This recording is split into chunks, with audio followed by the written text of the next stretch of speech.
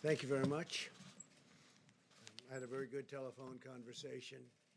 I thank you all for joining us, and I'd like to begin by providing an update on what we are doing to minimize the impact of the Chinese virus on our nation's students.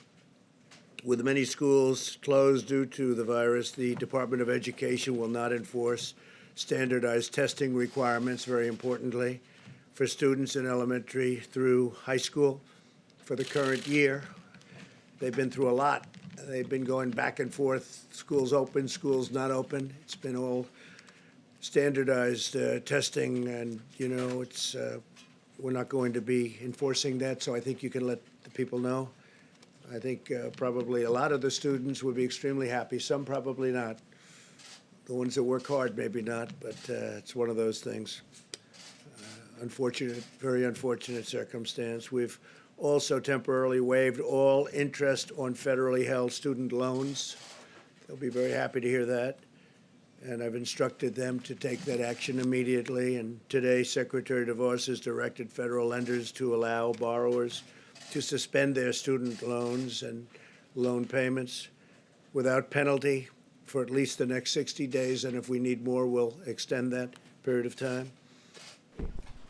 We have more to come on student loans, more good news for the students, but we'll do that at a different time. This morning, the Treasury Department also announced that we're moving tax day from April 15th to July 15th, so we're moving it out to July 15th so that people will have time and people will be able to, hopefully by that time, we'll have people getting back to their lives.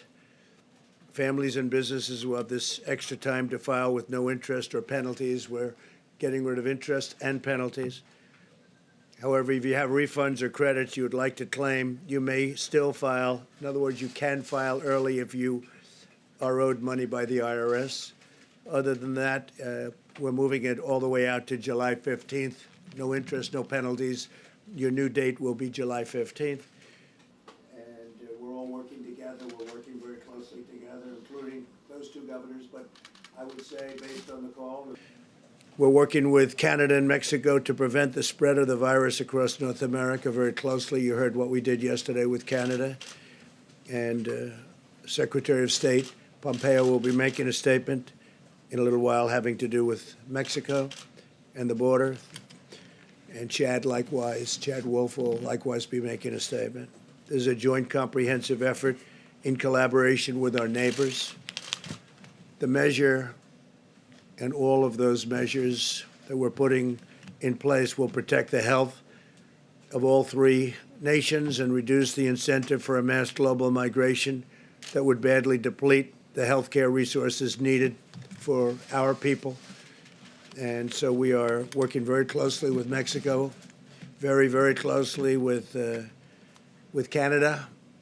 The relationship's never been better. We're all working for toward the same goal.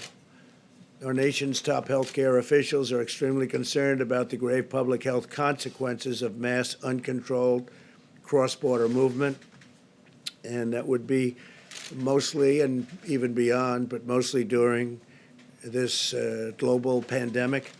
Every week, our border agents encounter thousands of unscreened, unvetted, and unauthorized entries from dozens of countries, and we've had this problem for decades. You know the story, but now it's with the national emergencies and all of the other things that we've declared, we can actually do something about it. We're taking a very strong hold of that, and we have before, but this is now at a level that nobody's ever approached.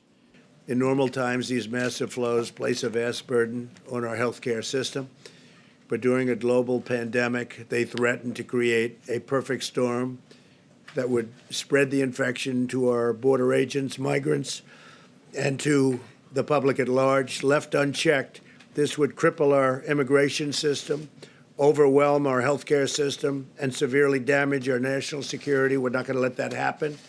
To confront these public health degrees, the Centers for Disease Control and Prevention